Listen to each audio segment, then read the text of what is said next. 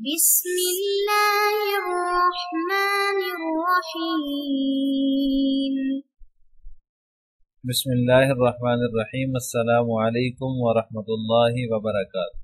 امید ہے آپ تمام احباب خیر و عافیت سے ہوں گے۔ آج ایم اے اسلامیات کے مضمون الدعوت والارشاد کا سبق نمبر 13 ہے۔ اس سے پہلے ہم اس عنوان پر 12 اسباق پڑھ چکے ہیں، تو آئیے آج کے سبق کے عنوان کی طرف چلتے ہیں۔ آج کے سبق میں ہم جس عنوان کی تفصیل پڑھیں گے وہ ہے دعوت کی ناکامی کے اسباب۔ اس سے پہلے اسباق میں ہم اصول دعوت کو تفصیل سے پڑھ چکے ہیں، تو اب دعوت کی ناکامی کے اسباب کیا کیا ہو سکتے ہیں ان کی تفصیل پڑھیں گے۔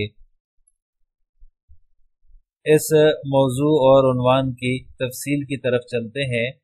دعوت کی ناکامی کے اسباب کیا کیا ہو سکتے ہیں، کن اسباب کی بنا پر دعوت جو ہے وہ ناکامی سے دوچار ہوتی ہے۔ دعوت کا جو فریضہ ہے یہ اپنی اہمیت کے پیش نظر ہر دور میں خاص اہمیت کا حامل رہا، یعنی کہ جو مسلمانوں کا دور عروج تھا اس وقت دعوت کے مثبت نتائج جو ہے وہ سامنے آتے رہے اور بہت کامیابیاں دعوت کے کام کو ملی ہیں۔ مگر جب مسلمانوں کا دور زوال شروع ہوا، گزشتہ کچھ صدیوں سے وہ نتائج حاصل نہیں ہو رہے، وہ نتائج حاصل نہیں ہو سکے جو نتائج مسلمانوں کے دور عروج میں تھے، اور جس طرح کی کامیابیاں قرون اولیٰ میں دیکھنے کو ملتی تھیں وہ کامیابیاں اس فریضے کو حاصل نہیں ہو سکی، بلکہ دعوت کے جو کام ہو رہے ہیں ان سے فائدہ ہونے کی بجائے الٹا دین کو ہی نقصان پہنچا ہے۔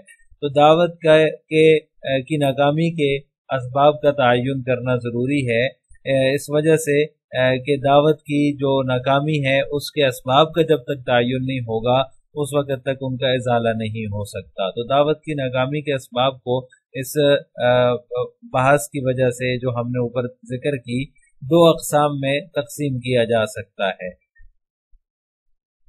پہلا سبب جو ہے وہ ہے علمی اسباب۔ پہلی وجہ یعنی کہ کچھ اسباب ایسے ہیں کہ ان کا تعلق علمی اعتبار سے جو ہے وہ علم سے ہے، کہ علمی اسباب کی وجہ سے دعوت کا جو کام ہے، دعوت کا جو فریضہ ہے اس میں وہ نتائج اب ہمیں حاصل نہیں ہو رہے۔ اور اسی طرح کچھ اسباب جو ہیں وہ عملی ہیں، عمل سے ان کا تعلق ہے، اور اس وجہ سے جو ہے وہ ان کاموں کی وجہ سے دعوت دین کے وہ نتائج حاصل نہیں ہو رہے جو ہمیں قرون اولیٰ میں حاصل ہوئے تھے۔ اب اس کی کیا تفصیل ہے، تو علمی اسباب کی تفصیل ہم سب سے پہلے دیکھتے ہیں کہ علمی اسباب کون کون سے ہیں جن کی وجہ سے دعوت جو ہے وہ ناکامی سے دوچار ہوتی ہے۔ ان میں سے سب سے پہلا جو علمی سبب ہے دعوت کی ناکامی کا وہ یہ ہے کہ دعوت کی پیشکش کا حریفانہ انداز دعوت، یعنی کہ جو دعوت پیش کر رہا ہے داعی اور وہ جو ہے اس کا انداز حریفانہ ہے۔ یہ بنیادی غلطی ہے دعوت دین کے جو ناکامی ہے، اس کی ناکامی کے اندر سب سے بنیادی غلطی یہ ہے کہ داعی جو ہیں، جو داعین ہیں یا جو دعوت دینے والے ہیں، ان کی طرف سے دعوت کا جو انداز ہے وہ حریفانہ ہے۔ قرآن کریم کے اندر بھی اللہ تبارک و تعالیٰ نے جو ہے وہ اس کو بیان فرمایا ہے، وَلَا تَسُبُّوا الَّذِينَ يَدْعُونَ مِن دُونِ اللَّهِ فَيَسُبُّوا اللَّهَ عَدْوًا بِغَيْرِ عِلْمٍ۔ سورۃ الانعام کی آیت ہے، اللہ تبارک و تعالیٰ فرماتے ہیں جن کی اللہ کے علاوہ پرستش کرتے ہیں، عبادت کرتے ہیں، تم ان کو برا بلا نہ کہو، فَيَسُبُّوا اللَّهَ عَدْوًا بِغَيْرِ عِلْمٍ، کہیں ایسا نہ ہو کہ وہ بھی جہالت اور زیادتی کرتے ہوئے اللہ کو برا بلا کہیں۔ تو لہٰذا حریفانہ جو انداز ہے اس کی وجہ سے دعوت ناکام ہوئی ہے۔ نبی کریم صلی اللہ علیہ وسلم جو ہے وہ ان کا جو انداز تھا، جو طریقہ کار تھا دعوت کا، وہ حریفانہ نہیں تھا۔ آپ صلی اللہ علیہ وسلم نے کبھی کسی کے جو ہے وہ مقدس چیزوں کو برا بلا نہیں کہا، اور قرآن کریم کا بھی یہ جو ہے وہ اصول آپ کے سامنے ہے۔ اس آیت کریمہ کے اندر اللہ تعالیٰ نے بھی دیگر مذاہب کے، دیگر ادیان کی جو ہے وہ تکذیب کرنا اور ان کی جو مقدس چیزیں ہیں یا ان کے جو بت ہیں ان کو برا بلا کہنے سے منع فرمایا ہے۔ تو آپ صلی اللہ علیہ وسلم کی دعوت بھی ایسی ہی ہوتی تھی. آپ صلی اللہ علیہ وسلم نے جو ہے وہ کبھی کسی کے معبودوں کو برا بلا نہیں کہا. تو اس وجہ سے داعیوں نے اسلام کا درست موقف پیش نہیں کیا، یعنی کہ جو اصل طریقہ تھا دعوت کا وہ نہیں اپنایا، اور درست موقف جو تھا اسلام کا دعوت کے حوالے سے وہ داعیوں نے جو ہے وہ درست طریقے سے پیش نہیں کیا. اسی طرح دعوت کی ناکامی کا علمی سبب جو دوسرا ہے وہ ہے دین اسلام کی جزوی پیشکش، یعنی کہ دین اسلام کو مکمل طور پر داعین نے یا مبلغین نے پیش نہیں کیا، اصل حیثیت کو انہوں نے نظر انداز کیا. جیسا کہ قرآن کریم کے اندر اللہ نے فرمایا ادخلوا فی السلم کافہ، دین کے اندر پورے داخل ہو جاؤ. اس کے برعکس جزوی مسائل پر مبلغین نے زیادہ زور دیا، جزوی مسائل کو جو ہے زیادہ اس پر توجہ رکھی اور اس کو زیادہ بیان کیا، اور دین اسلام کی جزوی پیشکش کی وجہ سے جو ہے وہ دعوت جو ہے وہ کامیاب نہیں ہوئی اور الٹا دین کو نقصان پہنچا ہے. تو یہ بھی دعوت کی ناکامی کے اسباب میں سے ایک سبب ہے، اور اس کا تعلق جو ہے وہ علمی اسباب سے ہے، کیونکہ جزوی مسائل جو ہیں یہ بعض لوگوں کی دلچسپی کا جو ہے وہ سبب تو بن سکتے ہیں، لیکن دین تو انفرادی اور اجتماعی تمام معاملات میں رہنمائی فراہم کرتا ہے. جب بعض مسائل پر توجہ ہوگی تو اس کی وجہ سے جو بحث ہوگی، جو بھی اس میں وسائل لگیں گے، وقت لگے گا، وہ تو ضائع ہو جائے گا، اور اس کا نتیجہ یہ ہوگا کہ دعوت جو ہے وہ ناکامی سے دوچار ہوگی، اور دعوت کا جو کام ہے اس میں کامیابی نہیں ملے گی. تو اس دین اسلام کی جزوی پیشکش بھی دعوت کی ناکامی کا ایک سبب ہے.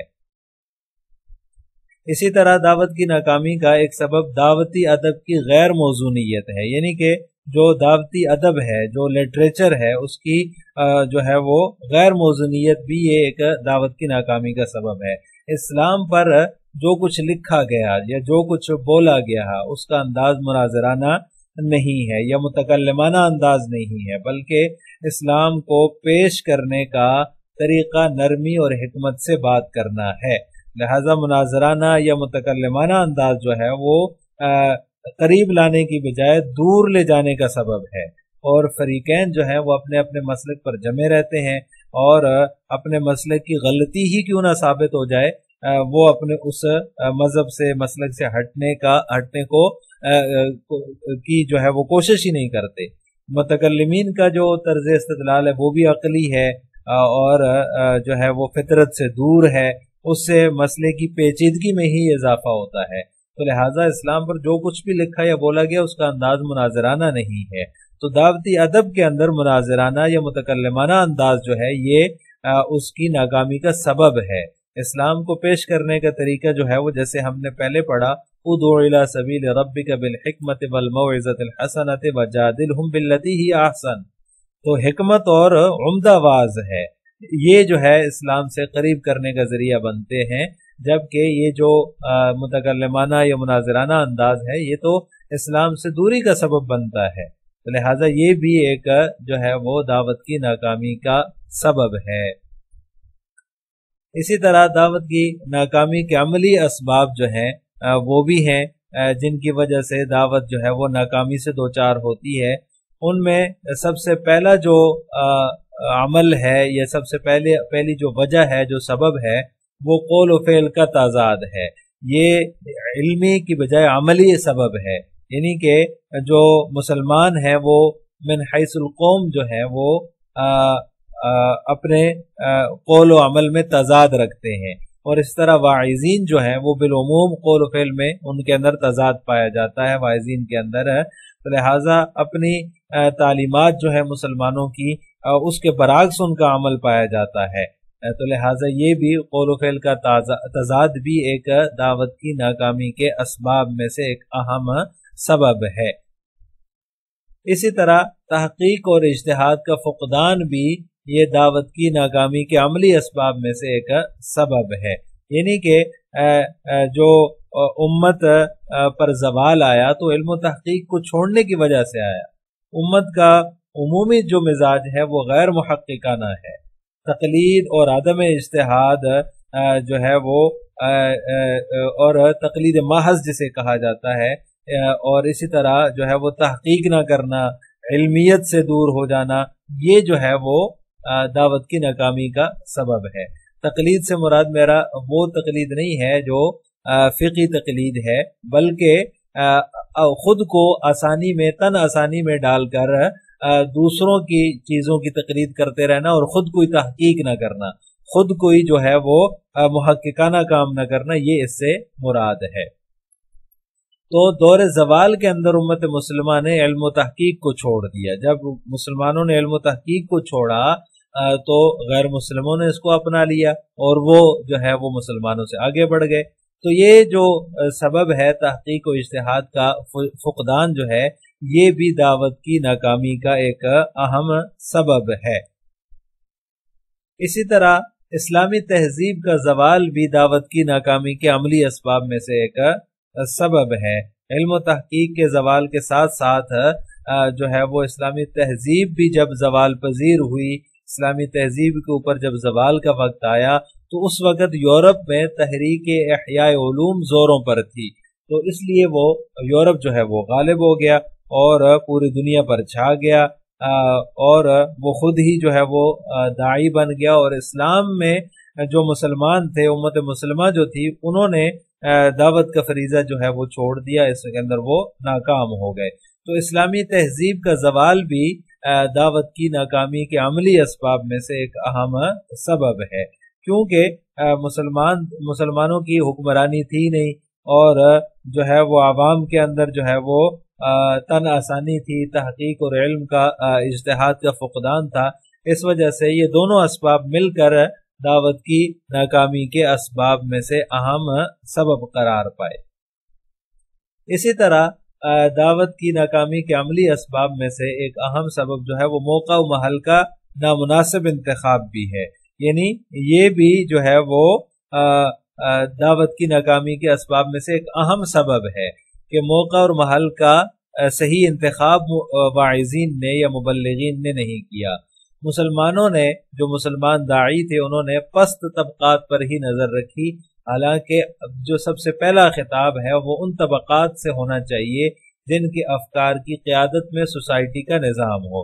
جو اسلام کے مبلغین تھے، انہوں نے ہمیشہ جو ہے وہ جو پست طبقات ہیں ان کے اوپر ہی جو ہے وہ نظر رکھی اور دعوت کا جو ہے وہ ٹارگٹ انہی کو بنایا، حالانکہ اول خطاب تو ان طبقات سے ہونا چاہیے جن کے جو فکر کی وجہ سے قیادت میں سوسائٹی میں نظام قائم ہوتا ہے، ان کی افکار کی قیادت میں سوسائٹی کا نظام ہوتا ہے، تو لہٰذا ان کو جو ہے وہ ٹارگٹ بنانا چاہیے تھا، لیکن داعین نے جو ہے وہ موقع محل کا نامناسب انتخاب کیا، جس کی وجہ سے جو ہے وہ دعوت ناکامی سے دوچار ہوئی۔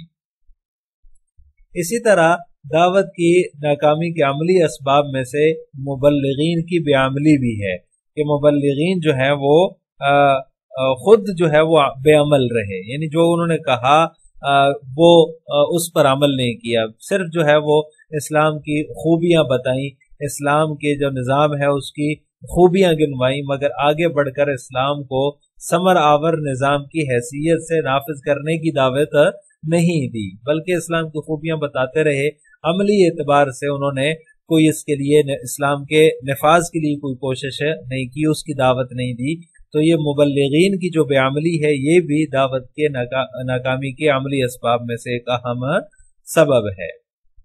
اسی طرح دعوت کی ناکامی کے اسباب میں سے ایک سبب مبلغین کا مطلوبہ علمی معیار سے خالی ہونا ہے، یعنی جس طرح کا معیار داعی کے لیے ضروری ہے، علمی معیار، اس سے جو ہے وہ داعی خالی ہے، تو اس وجہ سے اس کی دعوت بھی ناکامی سے دوچار ہوئی ہے اور دوچار ہوتی ہے، کیونکہ مسلمانوں کو دو کاموں کے لیے کسی قابلیت کی ضرورت نہیں ہے، ایک تبلیغ دین اور دوسرا امامت، حالانکہ یہ دونوں کام ایسے ہیں کہ قرون اولیٰ کے اندر ان فرائض کی ادائیگی کے لیے اعلیٰ ترین صلاحیتوں کا استعمال ہوتا تھا، اور جو اعلیٰ ترین صلاحیتوں کے حاملین ہوتے تھے ان کو ان کاموں کے لیے جو ہے وہ مخصوص کیا جاتا تھا، اور آپ صلی اللہ علیہ وسلم کے زمانے میں بھی ایسا ہی ہوا ہے، لیکن اب مسلمانوں کو ان दो कामों के लिए जो है वो ऐसे अफराद मुहैया होते हैं जिनके अंदर जो है वो बिल्कुल किसी किस्म की काबिलियत